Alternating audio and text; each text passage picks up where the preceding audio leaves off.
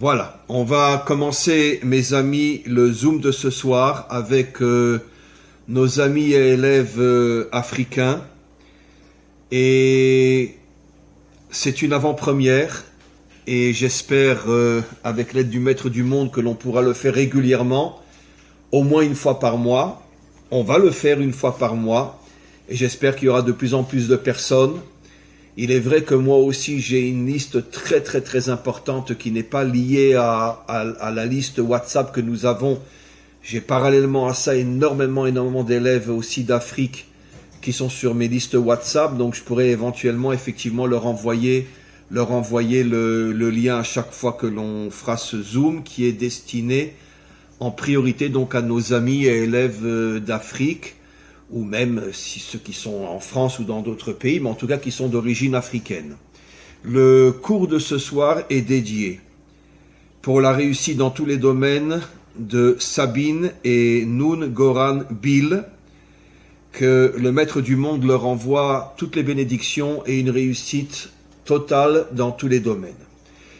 Alors mes amis, comme vous le savez, d'abord je voudrais remercier Karine et son mari d'avoir organisé cette soirée Zoom. Et ce n'est qu'un commencement, et comme le disent nos maîtres, tous les commencements sont difficiles. On n'est pas encore tellement nombreux ce soir, mais je suis sûr que d'ici le mois prochain, on sera encore beaucoup plus. Et ça va aller en augmentant. Il y aura un jour tellement de monde qu'on n'aura plus de place sur le Zoom. Il va falloir... Il va falloir payer parce qu'à partir d'un certain nombre de personnes, il faut payer pour pouvoir rentrer tout le monde. Et je suis sûr qu'on arrivera à ça. En tous les cas, comme vous le savez, je disais que je suis très honoré et très heureux de pouvoir commencer. Et comme je viens de le dire, on va le faire régulièrement un Zoom avec mes amis et mes élèves d'Afrique. Et c'est quelque chose de tout à fait étonnant. Je peux vous dire que par exemple, ces derniers temps, je reçois tous les jours des demandes d'inscription dans mes listes WhatsApp et 99% de ceux qui s'adressent à moi sont des Africains. C'est absolument incroyable. Il y a un réveil, quelque chose que je vais essayer de vous expliquer, quelque chose auquel personne ne s'attendait. Parce qu'il est vrai que pendant toute l'histoire d'Israël, il n'y avait pas vraiment de connexion, en tout cas visible, entre les peuples africains et Israël. Et je vais révéler aujourd'hui certaines notions très importantes qui vont montrer qu'en vérité, justement parce qu'on approche de la délivrance finale, il y a un réveil au niveau des peuples africains inimaginable à l'égard d'Israël, ou plutôt à l'égard de la Torah d'Israël, je préfère dire. Pas plus tard qu'aujourd'hui, j'ai reçu, je ne sais plus de quel pays, je crois de Côte d'Ivoire, j'ai reçu un message de quelqu'un, bien sûr, je ne connais pas toutes ces personnes-là, des gens qui me suivent. Et évidemment, c'est ça l'inconvénient d'Internet, c'est qu'on a des milliers de gens qui vous suivent, mais on ne les connaît pas. Et quelqu'un qui m'écrit un message assez bouleversant, il me dit, écoutez, Rav, voilà, je vous suis depuis pas mal d'années et voilà, je suis non juif, je ne suis pas converti, mais je voudrais accomplir tous les commandements de la Torah. Est-ce que j'ai le droit de le faire? Bon, je ne sais pas encore comment je vais lui répondre, c'est un petit peu compliqué, mais quoi qu'il en soit, je veux dire, et je reçois énormément de messages de ce genre, d'Afrique, de Côte d'Ivoire, du Congo, du Gabon, du Togo et d'autres pays encore, où véritablement on sent un réveil, mais moi-même je suis surpris, bouleversé, quand je vois les messages que l'on m'adresse sur WhatsApp, on sent un tel amour pour la Torah, un tel réveil, on se demande mais comment c'est possible? Pendant des millénaires on n'avait pas vraiment de lien entre nos deux peuples, et tout d'un coup, voilà, on est maintenant dans une période où on s'approche de la délivrance finale et on sent un réveil inimaginable de la part de beaucoup, des milliers d'Africains qui prennent conscience, qui découvrent la Torah grâce à Internet bien sûr, et qui ressentent un amour, un attachement inimaginable pour la Torah d'Israël. Alors, encore une fois, avant de commencer, je voulais vous dire que C'est quelque chose qui est pour moi très très très importante, cette série de Zoom que l'on commence aujourd'hui et qui va continuer, j'espère, jusqu'à l'avenue du Mashiach. Et on va rentrer directement dans le vif du sujet. Je vais commencer par des notions, ce qu'on appelle des notions qui touchent les secrets de la Torah, mais je vais bien sûr essayer de l'expliquer de la manière la plus simple possible pour arriver après à des explications que tout le monde pourra comprendre. Comme vous le savez, la faute de Adam a été d'avoir mangé de l'arbre de la connaissance du bien et du mal. Et Dieu l'avait prévenu, si tu manges de cet arbre, tu amèneras la mort dans ce monde. Je ne sais pas si tous et toutes qui me suivez maintenant suivent mes cours d'une manière générale, mais en tous les cas, j'ai déjà expliqué de nombreuses fois qu'il faut comprendre et véritablement admettre que pratiquement tout le langage de la Torah est un langage qui est codé. Ça veut dire qu'il y a énormément de métaphores, de paraboles qui cachent des messages inimaginables, mais la Torah utilise, on pourrait dire, une forme qui cache le véritable message, et malheureusement ceux qui ne le savent pas trop souvent prennent le texte et le traduisent dans leur langue sur le plan littéral et s'imaginent que la Torah ne transmet pas autre chose que la traduction qu'ils ont entre les mains, comme l'histoire de l'arbre défendu et d'un serpent qui vient et qui parle à Ève. Et tout ça, ce sont des métaphores, ce sont des paraboles, ce sont des codes qui cachent des messages absolument incroyables.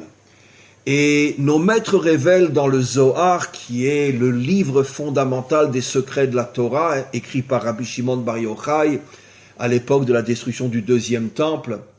Et nos maîtres expliquent dans le Zohar qu'en vérité, je vais d'abord le dire selon le langage du Zohar, et puis après je vais expliquer avec des mots très simples que tout le monde pourra comprendre, qu'en vérité l'interdiction était de manger de cet arbre seul. Mais Dieu avait demandé à Adam de manger de cet arbre en même temps qu'un autre arbre qui est mentionné aussi dans ce texte-là, qu'on appelle Etz Achayim en hébreu, l'arbre de la vie. Ça veut dire qu'il devait manger en même temps l'arbre de la vie et l'arbre de la connaissance. Et s'il avait mangé de ces deux arbres en même temps, à ce moment-là, ce n'aurait pas été une faute, au contraire, il aurait amené une lumière inimaginable dans le monde.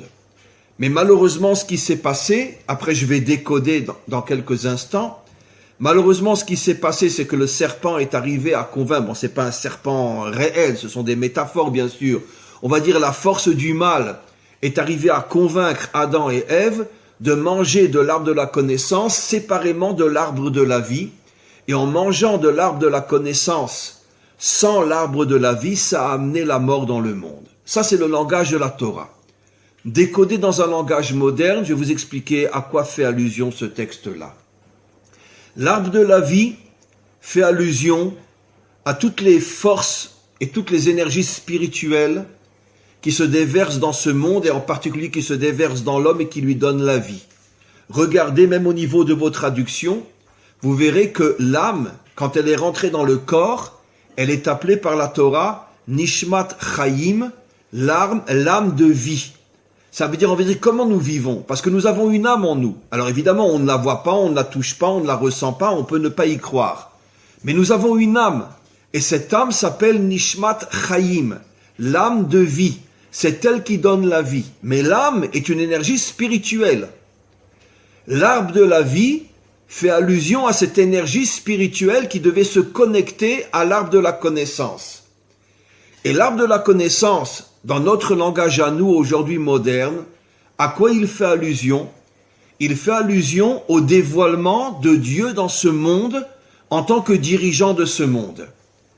Ça veut dire que si Adam avait connecté l'arbre de la vie et l'arbre de la connaissance, à ce moment-là, l'arbre de la vie aurait fait descendre dans l'arbre de la connaissance toutes ces énergies spirituelles, et à ce moment-là, Dieu se serait dévoilé dans ce monde.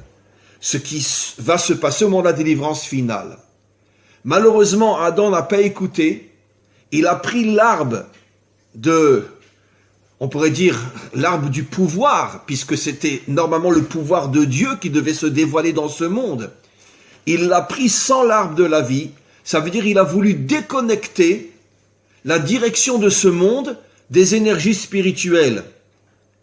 Et la direction de ce monde étant déconnectée de toutes les énergies spirituelles émanant de Dieu, l'arbre de la connaissance s'est transformé dans ce qu'on appelle le pouvoir de l'homme. Ça veut dire que l'homme a pris le pouvoir, il n'a pas voulu laisser le pouvoir à Dieu, il n'a pas voulu que Dieu se dévoile dans son monde, il a voulu prendre l'arbre de la connaissance pour lui-même, comme pour dire c'est moi qui dirige le monde et c'est pas Dieu qui dirige le monde. Dieu n'a qu'à rester que dans les églises, il n'a qu'à rester que dans la mosquée ou que dans la synagogue. Mais la direction du monde, c'est moi l'homme qui vais diriger le monde. Et à partir du moment où l'homme a décidé de diriger le monde, il a amené la mort dans le monde. Pourquoi ? Parce que depuis toujours, qui dirige le monde ? Les forces puissantes, méchantes, mafionnaires, le pouvoir de l'argent, le pouvoir des dictatures, etc. On sait que tous les dirigeants politiques sont corrompus. C'est plus ou moins visible selon le pays, selon l'endroit, etc. Mais il n'y a pas d'exception à la règle.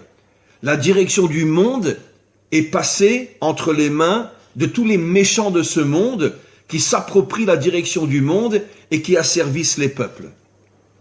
Ça, c'est le sens profond de la faute de Adam. Ça veut dire déconnecter la direction de ce monde de Dieu, dire à Dieu, reste en haut, fiche-nous la paix, le monde est à nous, c'est nous qui le dirigeons, et évidemment, qui dirige le monde ? Ceux qui ont la puissance financière, ceux qui ont la puissance militaire, ceux qui ont la puissance, etc., etc., etc., c'est eux qui dirigent le monde. Juste un instant, je ferme mon téléphone. C'est eux qui dirigent le monde, et c'est pour ça que cet arbre est appelé l'arbre de la mort, parce que à partir du moment où le monde est entre les mains des méchants, ça amène les guerres, ça amène les génocides, ça amène tout ce qu'il y a dans le monde qui fait que finalement les dictatures qui écrasent les peuples, les guerres entre les peuples, et c'est pour ça que c'est l'arbre de la mort, depuis que l'homme s'est approprié le monde. Alors maintenant, écoutez bien ce que je vais expliquer. Il y avait, dès le départ, deux peuples qui avaient été choisis par le maître du monde pour être les acteurs premiers et principaux du dévoilement de Dieu dans ce monde. Le premier, évidemment, Israël. C'est la raison pour laquelle Israël a reçu la Torah, car tout le but profond, véritable, essentiel et authentique de la Torah, c'est dévoiler la royauté de Dieu dans ce monde. Comme les prophètes le disent, en ce jour, Dieu sera roi sur toute la terre. Ça veut dire qu'un jour viendra où tous les peuples reconnaîtront qu'on s'est fait rouler pendant des millénaires par tous ces dictateurs et tous ces dirigeants qui en vérité n'étaient à la tête des pays que pour s'en mettre plein les poches et uniquement pour le culte de leur propre ego et de leur orgueil. Et un jour viendra au moment de la délivrance finale où tous les peuples reconnaîtront que le seul vrai dirigeant, c'est le maître du monde. Maintenant, Israël a reçu la Torah encore une fois dans le but, grâce à la Torah, de finir par dévoiler un jour la royauté d'Hachem qui sera reconnue par l'humanité tout entière. Maintenant, tenez-vous bien, il y a un autre peuple qui lui aussi a reçu cette mission, et bien c'est le peuple africain. Et je vais le prouver. Vous allez dire, il est complètement fou ce rave, quel rapport avec les Africains? Eh bien, je vais vous le prouver, mes amis. Mais d'abord, je vais vous expliquer quelque chose. En vérité, les peuples africains et Israël, leur source spirituelle est connectée à la royauté d'Hachem.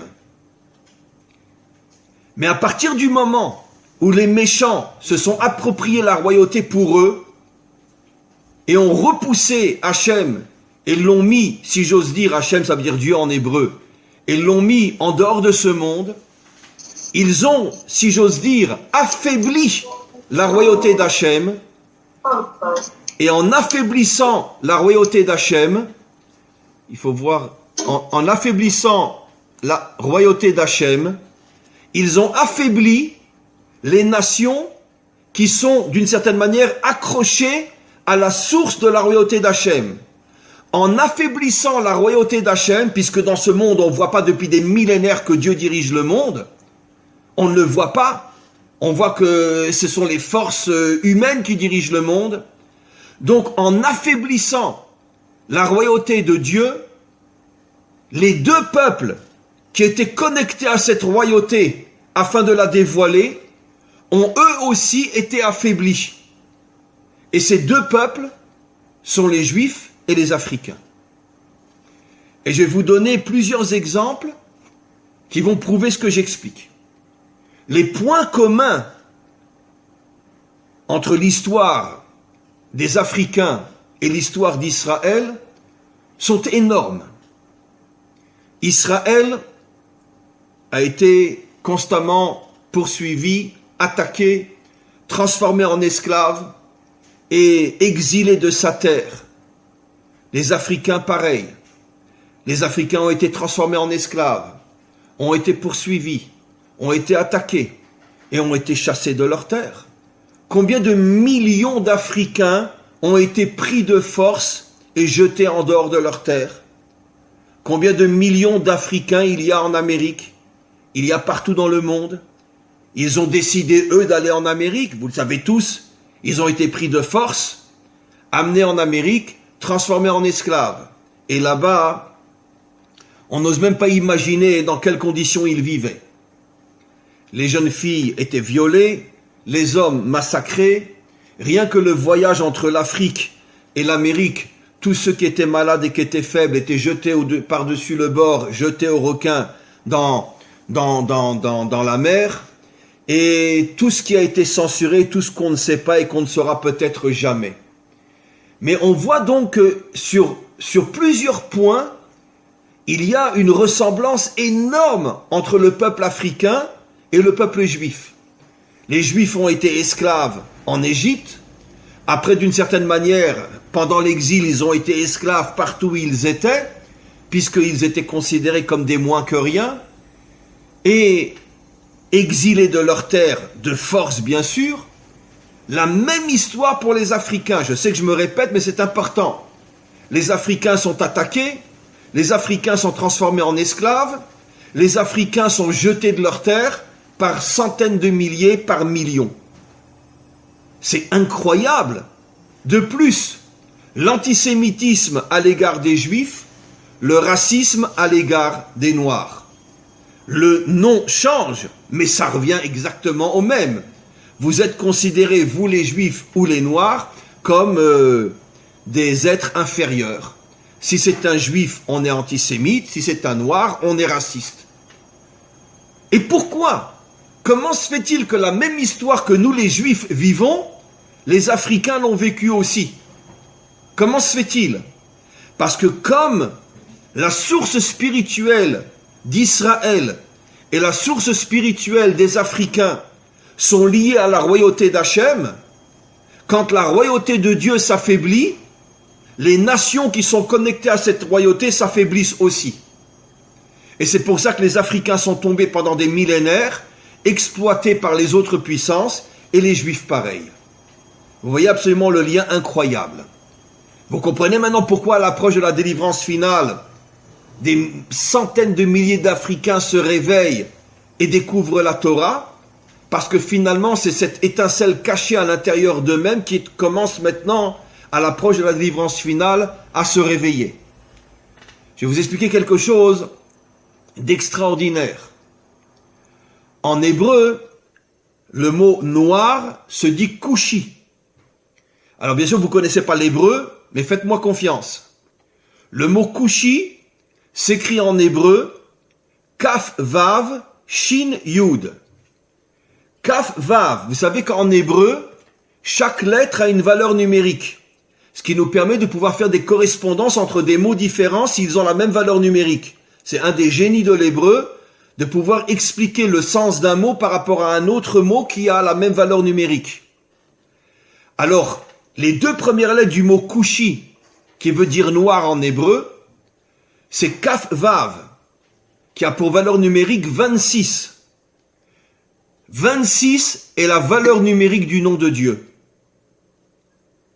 Le nom de Dieu tel qu'il ne se prononce pas parce qu'on attend la délivrance pour le prononcer véritablement, c'est un Yud, un Vav, un Yud, un He, un Vav et un He. Et ce nom de Dieu qui figure dans toute la Torah en hébreu a pour valeur numérique 26. Après, vous avez Kou, donc Kaf, Vav, le nom de Dieu, le véritable nom de Dieu. Le véritable nom de Dieu dans le mot, donc qui fait allusion aux Africains, aux Noirs. Et après, vous avez Shin Yud, qui veut dire Yesh. Ça veut dire que Kushi signifie Yesh Hashem, il y a Dieu. Ça veut dire que dans l'Africain se trouve Dieu. C'est absolument incroyable. Dans les peuples africains se trouve le Dieu authentique qui a pour nom Yudke Vavke. Incroyable. Ça veut dire que caché à l'intérieur des peuples africains se trouve le véritable Dieu. Et c'est pour ça que en hébreu on appelle le noir Kushi, qui fait allusion à Yesh Havaye, Dieu se trouve à l'intérieur des peuples africains. Incroyable. Incroyable. On va aller plus loin. Là, vous vous tenez bien, vous attachez vos ceintures pour pas tomber. Le mot Mashiach. Mashiach en hébreu, c'est le Messie. Le mot Mashiach, quand on tourne les lettres sans les changer, les deux premières lettres, c'est Mem Shin, qui veut dire Shem. Shem, c'est l'identité. Quelle est l'identité du Mashiach? Les deux premières lettres du mot Mashiach signifient l'identité. Et après, on a un Yud et un Chet, qui sont les deux premières lettres de Israël et Cham. Israël, Yud, Cham, l'origine des peuples africains, comme on va le voir dans quelques instants. Ça veut dire que le Mashiach porte l'identité du peuple d'Israël et des peuples africains. Vous avez entendu ce que j'ai dit? Incroyable. Dans le mot Mashiach, dans le mot Kushi qui veut dire noir, il y a une allusion au fait que Dieu se trouve à l'intérieur des peuples africains. Et dans le mot Mashiach, il y a une allusion dans le fait que le Messie viendra par le mérite de l'unité entre Israël, Yud, et Cham, l'origine des peuples africains, comme on va le voir dans quelques instants. Et c'est ça, Mashiach. Ça veut dire que la délivrance finale dépend de l'union entre Israël et les peuples africains. Tant que cette union ne se réalisera pas, le Mashiach ne viendra pas.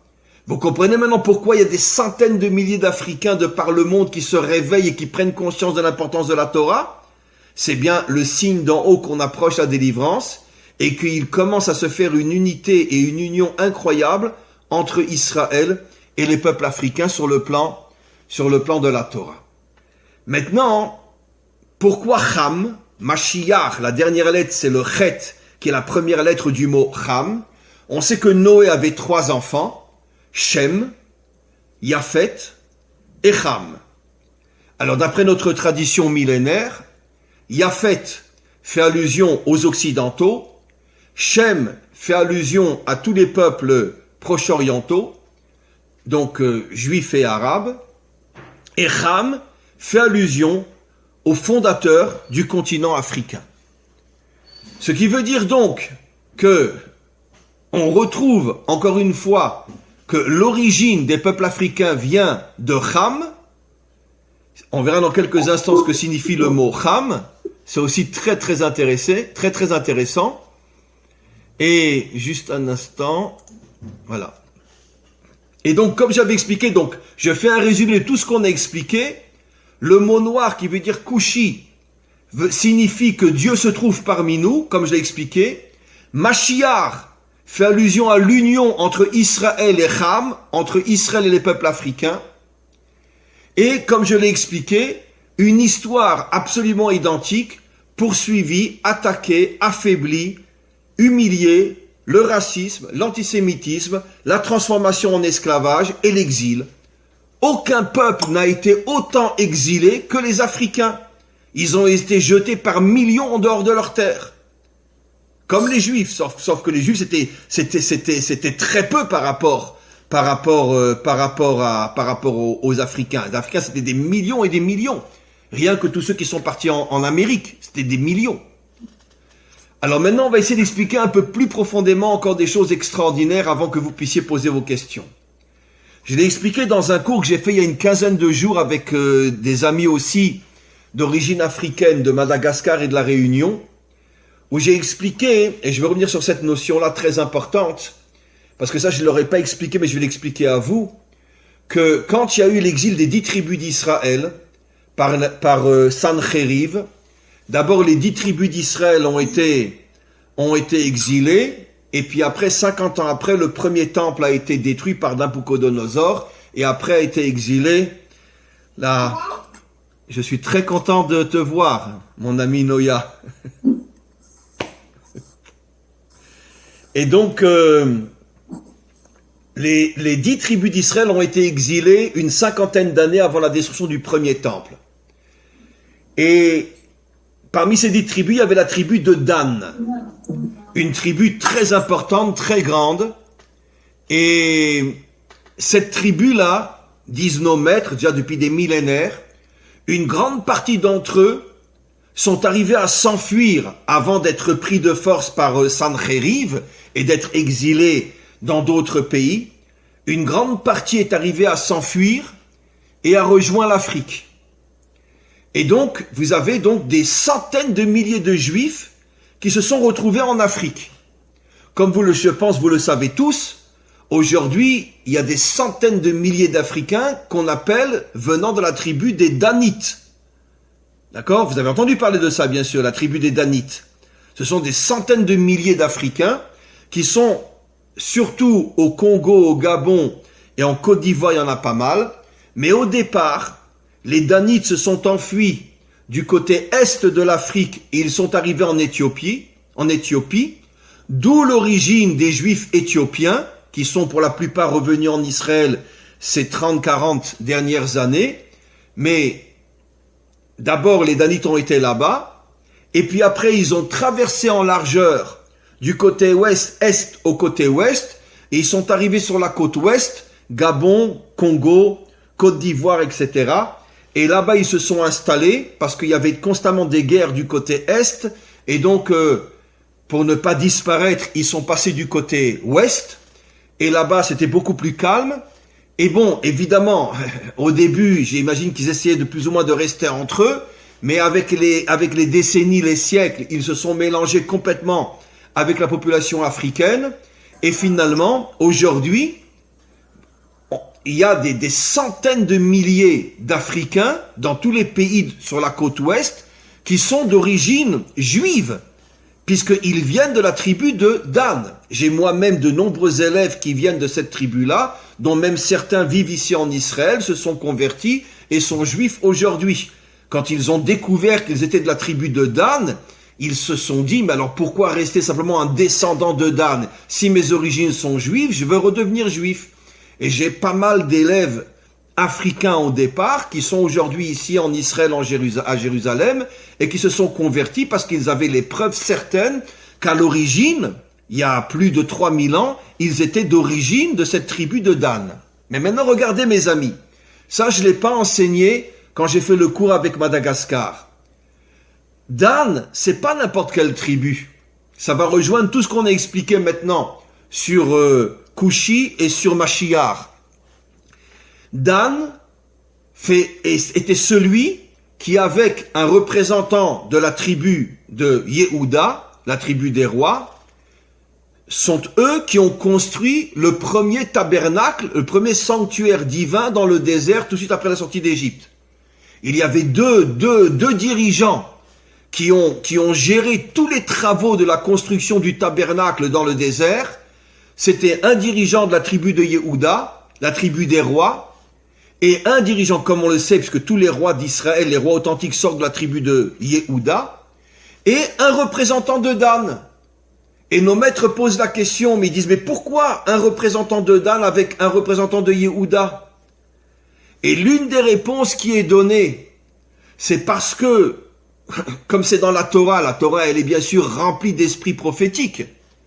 Ça veut dire que le maître du monde avait vu qu'un jour, une grande partie de la tribu de Dan partirait en Afrique, et comme, je vais le dire encore dans quelques instants, comme je l'expliquais tout au début de ce cours, que les Africains portent en eux, dans leurs racines spirituelles, le devoir de dévoiler la royauté d'Hachem dans ce monde, c'est la raison pour laquelle Dieu a pris un représentant de Dan avec un représentant de Yehuda, Yehuda qui est le représentant de la royauté, c'est-à-dire le dévoilement de la royauté de Dieu dans ce monde, pour justement nous faire comprendre des millénaires à l'avance qu'un jour viendra où la tribu de Dan ira en Afrique, deviendra la tribu des Danites.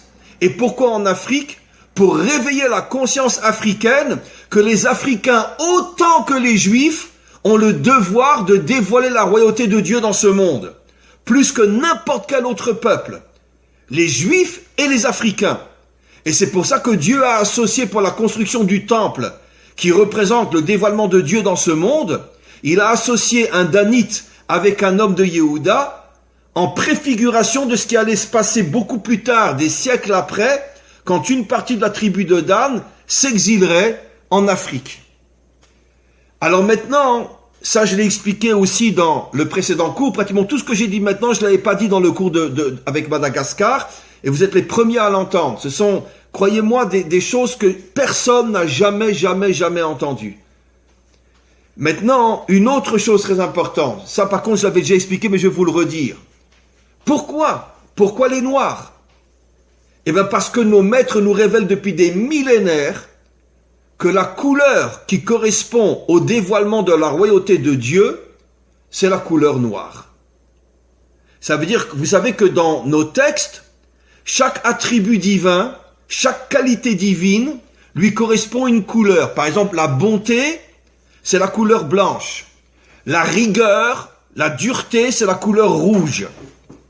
Et la royauté de Dieu, c'est écrit dans nos livres depuis des millénaires, c'est la couleur noire. Alors c'est quelque chose d'absolument incroyable. Ça confirme encore ce que j'ai dit. Kushi, ça veut dire Yesh Hashem, en Afrique, Dieu est en Afrique. Mashiach, c'est l'identité d'Israël et de Ham. Et maintenant on en arrive à la couleur qui représente la royauté de Dieu dans ce monde, c'est la couleur noire, les peuples africains. Comment c'est possible? Alors ça aussi je l'avais déjà dit, mais je veux le redire parce que c'est très important. Mes amis, c'est tellement fort que je ne me lasserai jamais de le redire. Quelle a été la première épouse du premier libérateur d'Israël, celui qui nous a sortis d'Égypte? Quelle a été sa première épouse? Une Africaine. Quand Moshe a tué l'Égyptien et qu'il a été dénoncé, il voyait un Égyptien qui frappait à mort un Juif sur un chantier de travail, il a été dénoncé, il s'est enfui. Il était en Afrique du Nord, en Égypte. Il est descendu vers le sud ou vers le centre, et là-bas il a participé à une révolte d'esclaves africains qui étaient dominés par un dictateur qui les oppressait et qui les avait transformés en esclaves. Il est rentré avec eux, il a aidé à la révolte contre ce dictateur, et finalement ils sont arrivés à se libérer. Ce peuple africain, bon, ça remonte à 3000 ans, donc, non, à 4000 ans, donc je ne sais pas quel est le nom, à cette époque-là, quel était le nom de ce peuple. Mais ça remonte à 4000 ans, et donc il s'est battu à côté de ces Africains, ils sont arrivés à tuer le dictateur, et il a libéré ce peuple. Et parmi ceux qui se battaient, il y en avait un qui était un grand ami de Moïse, de Moshe, qui est devenu le roi, un bon roi de ce peuple. Malheureusement, il est tombé malade quelque temps après, et son épouse s'est retrouvée veuve, et Moïse, a épousé la femme de ce roi qui n'aura été roi, qui était un ami de Moïse, qui n'aura été roi que pendant quelques mois. Il l'a épousée, il était très jeune encore, il avait une vingtaine d'années, et elle va le suivre pendant toute l'histoire. Après, elle va partir avec lui après quand il va repartir à Midian, il va épouser une deuxième femme qui va être Sipora, la fille de Yitro, et puis après la sortie d'Égypte et dans le désert, etc., elle était toujours là. Alors, pourquoi Moïse finalement, c'est absolument incroyable. Ces deux femmes étaient des converties. Puisque bon, c'est évident qu'il a sans doute converti cette Africaine qui est devenue sa première épouse. Pas convertir dans le sens d'aujourd'hui, parce que le peuple juif n'existait pas encore avec la Torah. Mais disons qu'il l'a, en tout cas, il l'a sorti de l'idolâtrie, ça c'est sûr. Il l'a amené à croire en un Dieu un. Et puis sa deuxième femme, Tzipora, qui elle est une Midianite, donc Arabie Saoudite. Et comment se fait-il que le premier libérateur d'Israël, celui qui a créé le peuple juif, n'a jamais épousé une juive d'origine, ou une africaine, ou une fille d'Arabie Saoudite. Et sa première épouse, une africaine. Pourquoi? Pour nous faire comprendre, mes amis, que la véritable mission du peuple juif, c'est de s'unir à l'humanité tout entière. Et c'est la raison pour laquelle je vais rapporter une autre preuve dans quelques instants. Le premier, si j'ose dire, le premier vrai juif, en ce sens qu'il avait, c'est le premier libérateur d'Israël, est parti chercher des épouses chez des peuples non juifs. Et la première, c'était une africaine. Absolument incroyable. Pourquoi une africaine? Parce que Moïse savait que les peuples africains seront en première ligne avec le peuple d'Israël au moment de la délivrance finale. Et il a voulu faire une allusion à ce qui se passerait dans nos générations, où Israël et les peuples africains seront un, et ensemble, ils amèneront la délivrance. Et ce mariage entre Moïse et une africaine était une allusion au fait que lui, en tant que libérateur, montre que pour libérer le monde, il faut qu'il y ait un lien, une unité entre Israël et l'Afrique. C'est quelque chose d'absolument incroyable.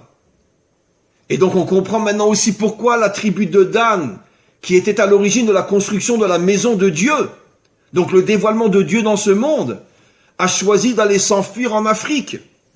Et jusqu'à aujourd'hui, des centaines de milliers d'Africains sont d'origine de la tribu des Danites. Pourquoi?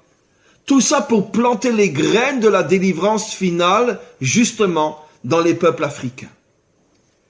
Alors, mes amis, je pense qu'on a vu pas mal de choses. J'aimerais bien que vous posiez une question ou deux. Vous voyez donc, si je résume dans un langage très très simple, quelque chose d'absolument incroyable. Vous savez que les peuples africains ont des millions d'entre eux, jusqu'à aujourd'hui, se sont convertis à l'islam ou au christianisme. Mais vous savez tous et toutes, mes amis, qu'à l'origine, les conversions des Africains à l'islam ou au christianisme étaient des conversions forcées, des conversions imposées. Parce que les Africains n'avaient pas envie de devenir ni musulmans au départ. Maintenant, les choses ont changé dans le monde moderne. Mais au départ, je remonte, quand les musulmans sont arrivés en Afrique pratiquement au début de l'histoire de l'islam. D'ailleurs, vous savez que les premiers qui ont transformé les Africains en esclaves n'étaient pas les Blancs, c'était les musulmans. C'est les premiers. D'ailleurs, si un jour vous venez en Israël, promenez-vous dans ce qu'on appelle la Palestine, le côté musulman, vous verrez, surtout à Jéricho et dans ces endroits-là, vous verrez beaucoup de Noirs, beaucoup de Noirs. Et qui sont là depuis des siècles. Et un jour, je me suis posé la question, quand je suis arrivé en Israël et que j'allais de temps en temps à Jéricho, je voyais tellement de Noirs, je me dis, mais quel est le lien, quel rapport entre un Palestinien et un Noir? Et un jour, j'ai posé la question. Puisque bon, ils parlent pratiquement tous l'hébreu, j'ai posé la question à un musulman de là-bas, mais d'où sont tous ces Noirs? Et il m'a répondu, mais ce sont les esclaves qu'on a amenés il y a des siècles. On est parti les chercher en Afrique et on les a amenés chez nous. Bon, aujourd'hui, ça fait des siècles qu'ils sont à Jéricho ou ailleurs et ils sont musulmans à part entière, mais ils sont noirs quand même. Les premiers qui ont transformé les Africains en esclaves étaient les musulmans. Puis après sont venus les chrétiens et ça a continué avec les Américains, etc., etc. Mais les religions musulmanes et chrétiennes ont été imposées de force aux Africains.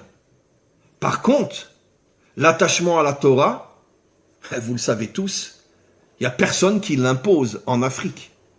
Grâce à Internet, grâce aux cours qui sont diffusés, grâce au fait qu'il y a de plus en plus et de plus en plus et de plus en plus d'Africains qui se connectent au cours de Torah, d'eux-mêmes, ils prennent conscience et ils décident de s'attacher à la Torah d'Israël. Et ça, c'est la différence entre le christianisme noir, l'islam noir et d'une certaine manière le judaïsme noir, c'est que les deux premières ont été imposées de force. Les noirs n'avaient pas le choix de choisir, c'était sous peine de mort, tandis que le retour vers la Torah se fait grâce à un réveil, à une prise de conscience, un choix fait par les Africains que personne n'impose de faire ce choix. Donc mes amis, je voudrais conclure avant vos questions pour vous dire que ces messages, je ne sais pas comment vous allez le prendre, mais je pense et je suis pratiquement certain que je suis peut-être le premier dans notre génération à expliquer des choses pareilles. Ça n'a jamais été encore fait avant moi. Et j'ai longtemps hésité avant d'ouvrir ma bouche et de dévoiler tout ce que je savais sur les peuples africains. Mais je sens que le moment est venu. Je vois des signes d'en haut incroyables. Comme je vous l'ai dit tout à l'heure au début du cours, j'ai tous les jours des dizaines de demandes de rentrer sur mes listes WhatsApp. 99,9% de ceux qui s'adressent à moi sont des Africains. C'est absolument incroyable. Et donc, je me rends compte que le moment est venu de dire la vérité, de dévoiler. Sachez, mes amis, que vous avez une responsabilité dans la délivrance finale inimaginable. Et c'est pour ça que les nations nous ont tellement fait du mal, à nous les Juifs et à vous les Africains. Pourquoi ils vous ont transformés en esclaves et nous en esclaves? Pourquoi ils vous ont exilés et nous exilés? Pourquoi ils ont créé constamment des guerres entre vous, des massacres entre vous? Parce que, comme dit le proverbe français, pour mieux régner, vaut mieux diviser. Pourquoi ils ont tout fait pour nous faire du mal et vous faire du mal? Parce que dans le subconscient des méchants, ils savent que la délivrance finale passera par Israël et les peuples africains. Et donc ils font tout pour nous affaiblir, pour nous détruire, de manière à ce que nous n'arrivions pas à réaliser le projet pour lequel Dieu nous a choisis. Et je peux vous assurer, et j'espère que nous vivrons suffisamment longtemps pour le voir, dans l'armée du Mashiach, lorsqu'il partira en guerre contre tous les méchants de ce monde, pour nettoyer ce monde et purifier ce monde et ramener ce monde à Hachem, je vous garantis que la majorité de ces soldats seront des soldats africains. Je vous le garantis. Pourquoi? D'abord, parce que tout simplement, c'est notre mission à nos deux peuples. Et parce que la prise de conscience, le réveil des Africains au moment de la délivrance va être tellement fort, parce que, comme j'ai expliqué dans le mot couchi en hébreu, qui signifie Dieu est présent parmi nous. C'est incroyable, le mot noir en hébreu signifie Dieu est présent parmi nous. Et je le sais, parce que j'ai tellement d'élèves africains, il y a une sensibilité spirituelle dans les peuples africains qu'on ne retrouve nulle part ailleurs. Et cette sensibilité, le jour où elle va se réveiller grâce à la vue du Mashiach, les peuples africains vont devenir le fer de lance de tout le combat du bien contre le mal. Donc préparez-vous, commencez à faire du Krav Maga, commencez à faire du karaté. Là vous avez mon ami Noya qui est là, qui est un champion de boxe, de Krav Maga, de sport de combat.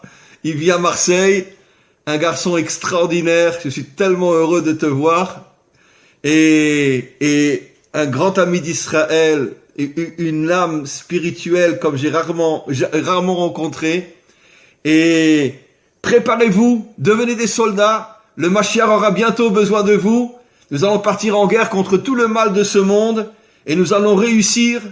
Et à ce moment-là, le drapeau du Mashiach sera le drapeau de la royauté, qui sera un drapeau noir avec sans doute une étincelle de lumière à l'intérieur pour unir la lumière et la couleur de la royauté.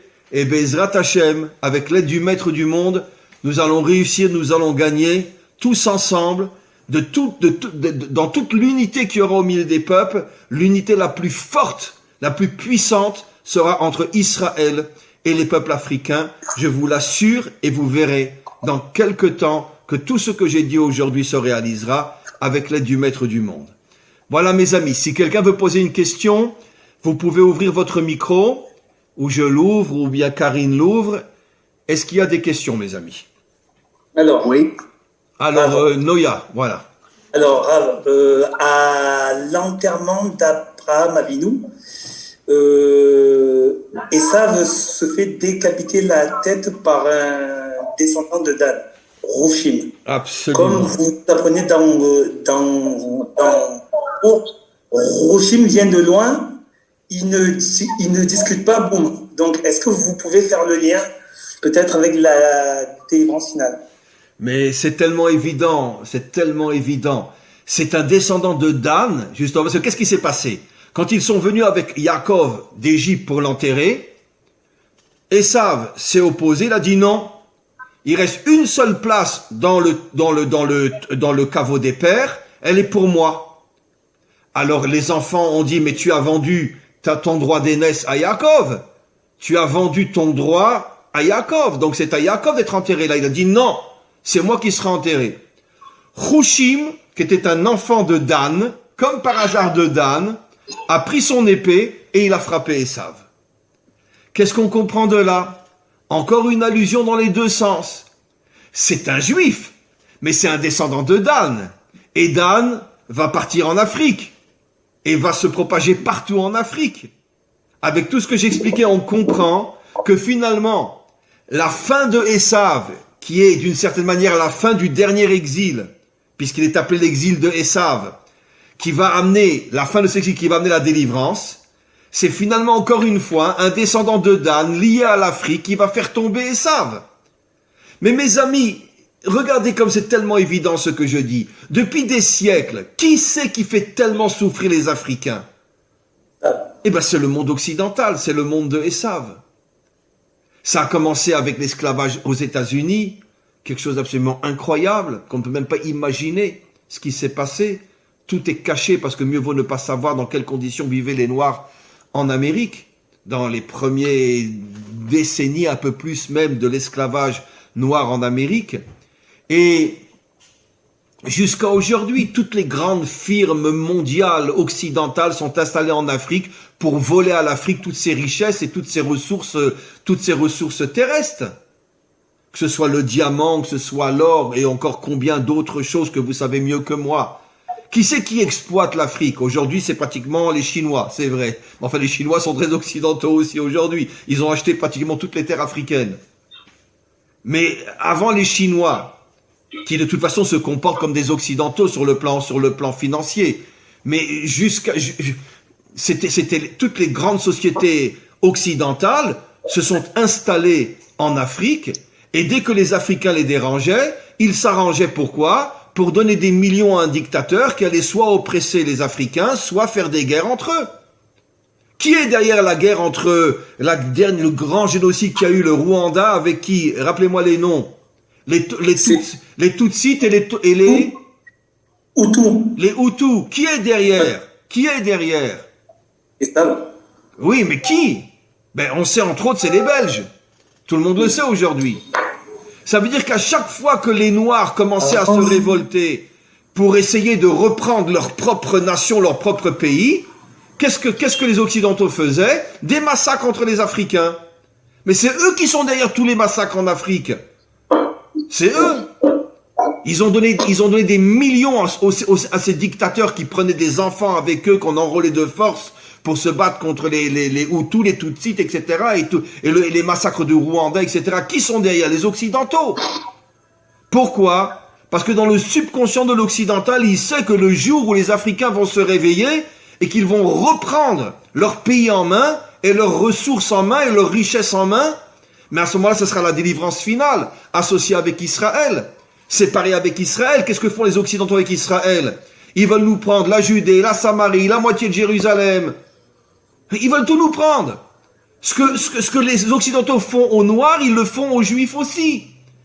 Pourquoi? Parce que dans le subconscient de l'Occidental, il sait que le jour où Israël et les Africains seront ensemble, c'est la délivrance finale. Et c'est pour ça qu'ils font tout pour nous affaiblir. Et ce qu'ils nous font, nous en Israël, ils vous le font à vous en Afrique. Yeah. Voilà. Et donc, il faut se réveiller. Mais toi, Noya, je pense que tu pourrais très bien être un général de l'armée, toi. Claude. C'est grâce à vos cours. Parce que moi, je suis venu en Eretz Israël. Vous êtes le premier rabbin, je le dis encore. C'est pour ça que je ne vous lâcherai jamais. Qui a compris que vous devez être hors la Goïm. Ça fait 8 ans maintenant. 9 ans même. Et voilà. Parce qu'on me disait toujours, la Torah, c'est que pour les Juifs. Or que le Baal Shem Tov a dit, il y aura la Géoula quand les sources de la Racidoute s'épandront dans les nations. Exactement. Vous êtes le premier rabbin depuis des années qui avait compris et qui transmettait ça avec amour, avec joie. Vous m'avez reçu comme un prince. Voilà. Et maintenant, malheureusement, il y a le corona et c'est difficile de venir. Mais dès qu'il n'y a plus le corona, tu reviens en Israël. Amen. Et je prends quelques jours et on visite ensemble tout le pays dans les endroits que tu n'as jamais vus. Amen. Non, je suis très sérieux, Claude. D'ailleurs, voilà, n'importe lequel d'entre vous, c'est pareil. J'exhorte vraiment à tous mes frères africains d'aller faire, comme on a fait des vidéos, le Rav Dinovitch. Tous les jours, il me recevait les Seouda, les petits déjeuners. Il reçoit. Mais vous vous rendez pas compte, c'est tellement rare. On se sent chez nous. Voilà, on se sent chez nous. C'est vraiment un précurseur sur ça. Et c'est pour ça que, même si je ne suis pas d'accord sur certaines choses, je ne le lâcherai jamais. Voilà. Heureusement, il a fait quelque chose. Heureusement que tu n'es pas d'accord sur tout ce que je dis. Sinon, je serais le bon Dieu. Voilà. Mes amis, merci beaucoup, Claude. Y a-t-il encore une question ou deux? Oui, Rav, une question. Oui, Yannick? Oui. Alors, Rav, oui. Je suis très heureux de communiquer avec vous. C'est ma première fois. D'où vous êtes, Yannick? D'où vous êtes? Alors, je suis de la Côte d'Ivoire. Côte d'Ivoire, oui. D'Abidjan. Voilà. Je suis même lié au Danix. Ah, tu es de la tribu de Dan, toi aussi? Ben oui, en quelque sorte. Oui. Eh bien, d'accord. Donc, dans le cours, vous avez dit que le rôle d'Israël, c'est aussi de se lier, de s'unir aux nations. Mais dans ce cas, quel serait le rôle de l'assimilation? L'assimilation des Juifs par rapport aux nations? Oui, oui. Mais ça, c'est le grand problème de l'exil, cher ami. À partir du moment où, sur 4000 ans d'histoire, nous sommes sortis d'Égypte il y a 4000 ans, on a passé 3000 ans en exil.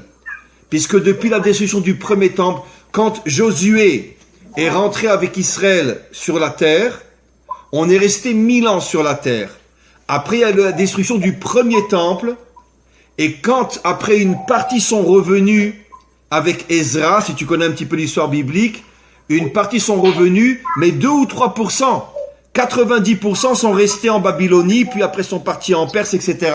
Ce qui veut dire que ça fait 3000 ans qu'on est en exil, sur 4000 ans d'histoire. Donc tu t'imagines qu'évidemment, il y a eu une très grande assimilation. En Amérique, aujourd'hui, il y a pratiquement 70% d'assimilation. C'est énorme. Mais pourquoi? Il y a différentes raisons. Pendant longtemps, c'était les souffrances, les persécutions. Les Juifs en avaient marre de souffrir, alors ils se sont convertis au christianisme. Beaucoup. Parce qu'ils n'en pouvaient plus d'être décapités, d'être torturés à mort, d'être brûlés vifs dans les synagogues, comme pendant des siècles. D'accord? Et donc beaucoup n'en pouvaient plus et se sont convertis pour échapper à tous ces massacres-là.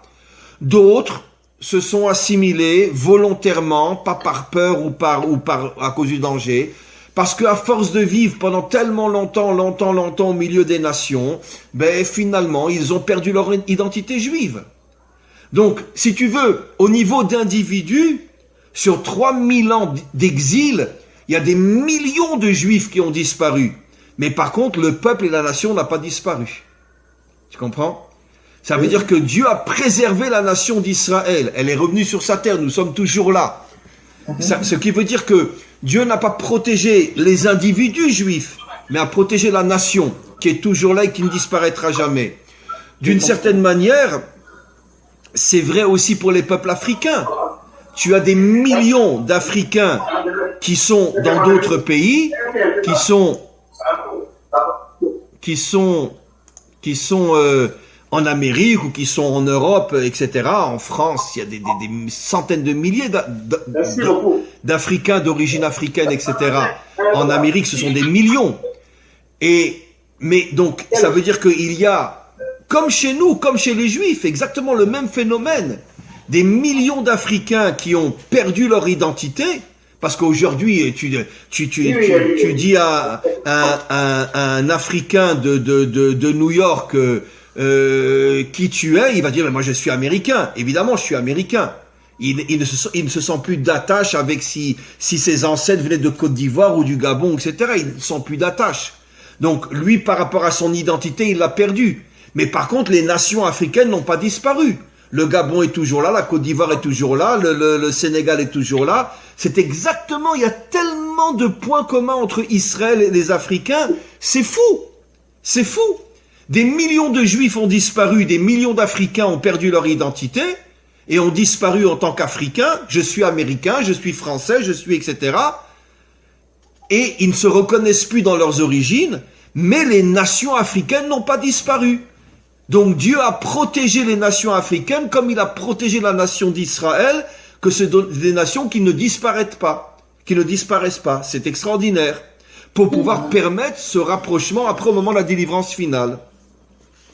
C'est vrai. Voilà. Alors, une dernière question de ma part. Comment? Pardon? Y a-t-il une question encore? Allô, oui, bonsoir. Bonsoir. Qui c'est Daniel? Daniel, oui. Je vois pas votre image. Ah, Daniel, ouais. Très bien, Daniel. D'où vous êtes? En fait, j'ai 3 questions, pas forcément en rapport avec le cours, mais avec des cours que j'ai écoutés précédemment. Juste répondez-moi, de quel pays vous êtes? Côte d'Ivoire. Ah, Côte d'Ivoire aussi. Ouais, oui. Donc, la première question, en fait, c'était sur un cours sur les forces de Job que vous avez fait. Et en fait, dans le cours, vous avez dit que, en fait, une personne ne peut pas être, on va dire, comment dirais-je, une personne ne peut pas être, ne peut pas recevoir des épreuves qu'il ne peut pas passer. Parce qu'il a reçu des forces qui vont lui permettre, par exemple, de surpasser ces épreuves-là. Donc, d'où ma question, c'est comment se fait-il que, justement, il y a des personnes qui n'arrivent pas à passer outre les épreuves par lesquelles ils sont...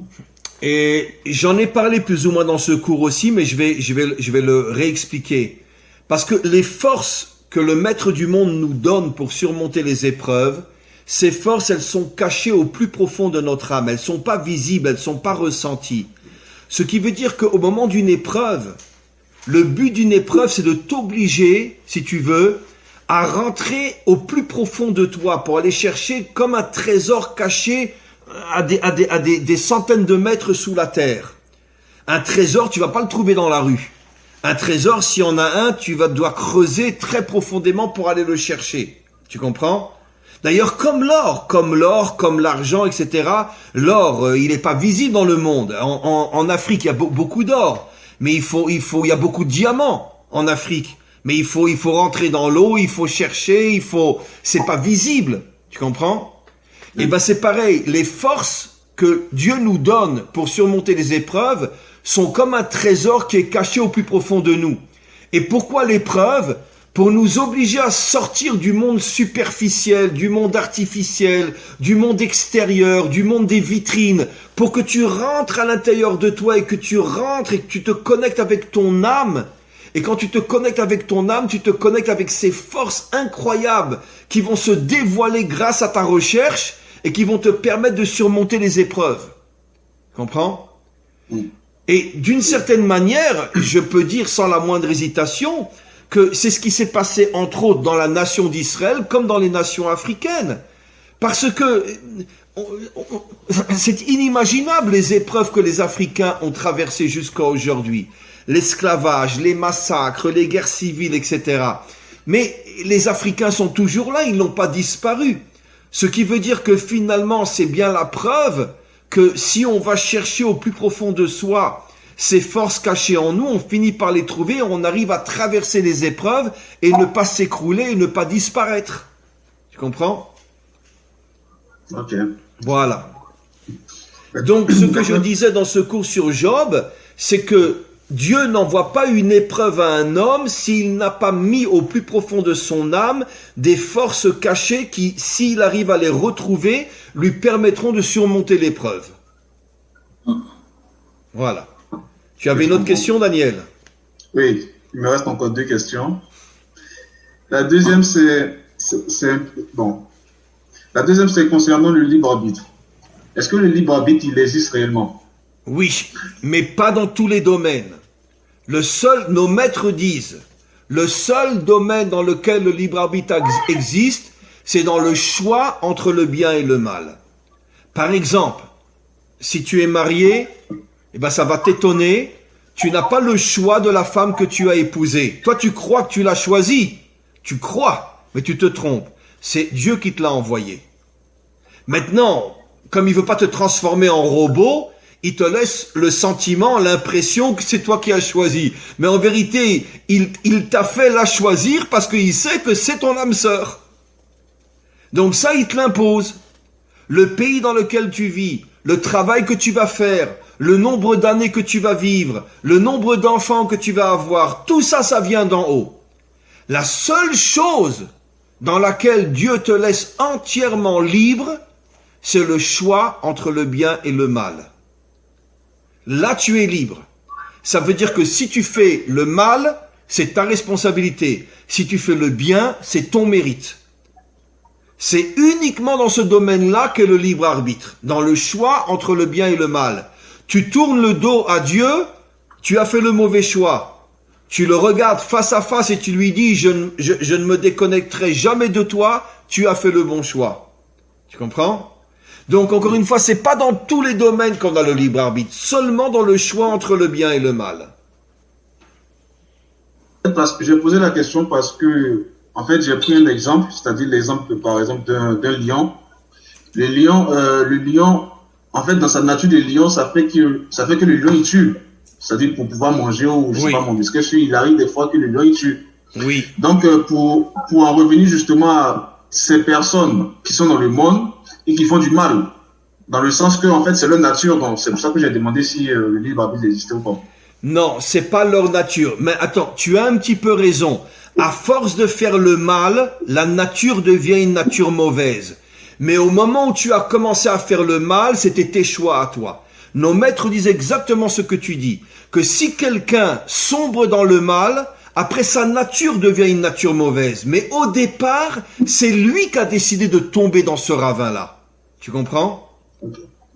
Après, il devient prisonnier du mal. Mais au départ, c'est lui qui a choisi le mal. Et c'est lui qui est responsable de sa chute. Ok. Voilà. Maintenant, la dernière. Oui. C'est, dans vos cours, j'entends souvent dire que David révèle la dimension féminine. Également aussi le Mashiach qui révèle la dimension féminine. En fait, je veux comprendre la dimension féminine. Qu'est-ce que ça signifie concrètement? C'est magnifique. Ça, d'où tu as appris des choses pareilles? Comment? D'où tu as appris des choses pareilles? Ah, j'écoute vos cours. Ah ok. Alors, la dimension féminine, c'est pas dans le sens qu'on peut le comprendre au niveau simple. La dimension féminine, c'est en vérité, c'est ce qu'on appelle le réceptacle. Excuse-moi de donner cet exemple-là, mais comme dans la relation entre un homme et une femme, la femme se fait réceptacle et l'homme rentre dans la femme. Elle se fait réceptacle pour recevoir les graines, pour pouvoir être enceinte. Son corps devient un réceptacle. Tu comprends ce que je veux dire? Oui. Donc, sur le plan spirituel, la dimension féminine signifie que l'homme se fait le réceptacle de la lumière de Dieu. Ça veut dire qu'il ne veut recevoir que les forces et la lumière d'Hachem. Aucune autre lumière, aucune autre force. Que Hachem, que Dieu.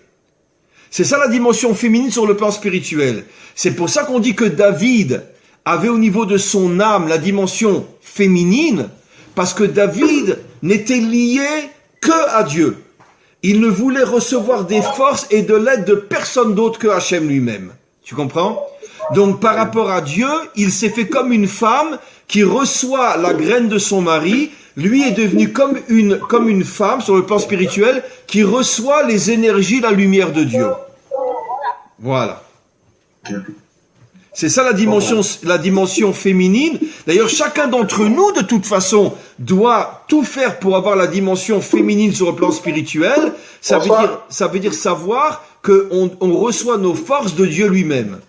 et par rapport à Dieu, on est le réceptacle féminin. Ok, je comprends. Voilà. Merci beaucoup, Daniel. Et j'espère qu'on se reverra dans un mois quand Karine et son mari organiseront le prochain rendez-vous. Il n'y a pas de problème. Je vais plaisir. Voilà. Mes amis, pour moi, qui c'est maintenant? C'est moi, c'est Lat de la Côte d'Ivoire. Lat, c'est toi? Oui, très bien. Ok. J'ai une simple question. Oui. D'abord, je voudrais vous remercier pour cette opportunité que vous nous donnez. Voilà, comme mon frère cadet qui a intervenu tout à l'heure, je suis un jeune Ivoirien qui appartient à la communauté juive orthodoxe des Dani de Côte d'Ivoire. Alors, j'aimerais savoir quels moyens vous pourriez mettre à notre disposition, nous jeunes Africains, pour faciliter notre conversion au judaïsme.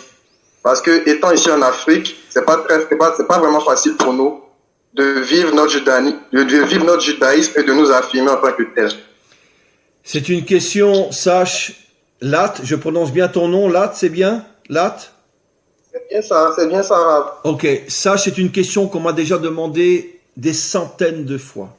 Tu ne peux pas savoir le nombre d'amis et d'élèves africains que j'ai en Côte d'Ivoire, au Gabon et partout, qui me posent la question que tu m'as demandé. Rav, on veut pas quitter notre pays, on veut continuer à vivre en Afrique, mais on voudrait se convertir. Et il n'y a pas chez nous la possibilité de se convertir. Qu'est-ce qu'on fait?